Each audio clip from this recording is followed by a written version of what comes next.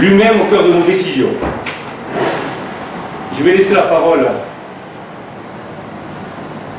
au docteur Laurence Desmales, chirurgien à l'hôpital de Lourdes, qui va nous parler de l'accessibilité et de l'inclusion qui sont indissociables de la ville de Lourdes et de son devenir. Je te laisse la parole, Laurence. Merci Thierry. Bonjour à vous. Lourdes, image d'inclusion par excellence. Ce doit être une ville exemplaire en matière d'accessibilité pour les personnes en situation de handicap et à mobilité réduite. Concernant le handicap, la priorité absolue est celle de l'accessibilité.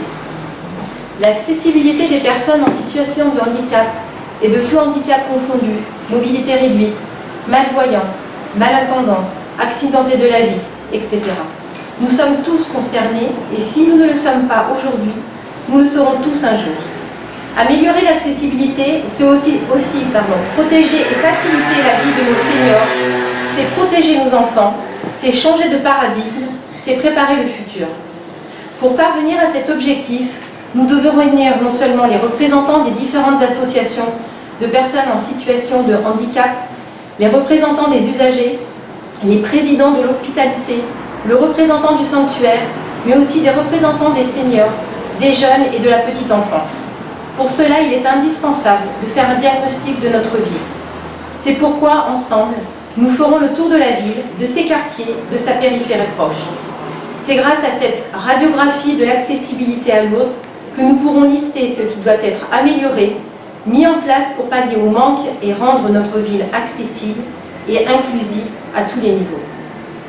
Repenser l'accessibilité pour tous, c'est aussi une formidable opportunité de repenser notre ville, de la dynamiser, de créer du lien, de la sécuriser, de créer des emplois, de favoriser et de soutenir le commerce et le tourisme, tout en valorisant notre patrimoine. C'est donner envie à de nouvelles personnes, de nouvelles familles de venir vivre à Lourdes. L'inclusion, ce n'est pas non plus une vertu morale. C'est une condition nécessaire au bon fonctionnement d'une société, non seulement pour sa survie, mais aussi pour son développement. Autrement dit, lutter contre l'exclusion, c'est du simple bon sens. Allouer des moyens financiers, souvent jugés trop importants à des actions dont on considère trop souvent qu'elles sont, particulièrement en période de crise, vécues comme une charge pour la société, alors qu'en fait c'est un investissement et que cet investissement est nécessaire à sa survie.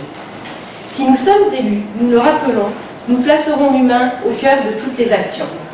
Et comme je l'ai annoncé dès le 7 mars dernier, nous devons être acteurs d'une société inclusive et solidaire, en améliorant notamment la sécurité et l'accessibilité, en intégrant la personne dite différente et mettre tout en œuvre contre l'exclusion pour lui permettre d'avoir une vie sociale, en les associant aux diverses manifestations, compétitions sportives, handisport, manifestations culturelles, vernissages, théâtre, musique, concerts, danse, réunions intergénérationnelles, écoles, associations, maisons de retraite, en les dirigeant vers les différentes structures existantes, notamment les ZAC, le foyer Las Neus, qui participent à renforcer l'intégration des personnes en situation de handicap dans la vie politique, économique, sociale et culturelle, en garantissant la jouissance des droits fondamentaux reconnus à tout individu.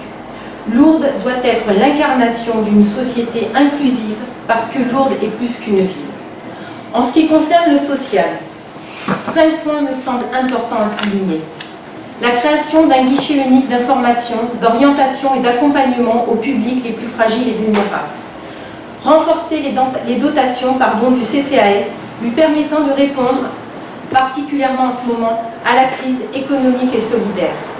Une adjointe aux affaires sociales, Madame Mainviel-Odette, qui a une grande expérience des affaires sociales, qui est une femme engagée depuis toujours et qui est une femme de terrain. Une équipe rapprochée autour de Madame Mainviel, qui a une expérience des affaires sociales, avec des personnes qui ont toutes travaillé, donc qui travaillent toujours dans le social, dans le domaine sanitaire, auprès des personnes âgées, et qui sont toutes investies dans le domaine associatif et le bénévolat. Ce sont toutes des femmes de terrain, et qui ont toute une expérience de terrain.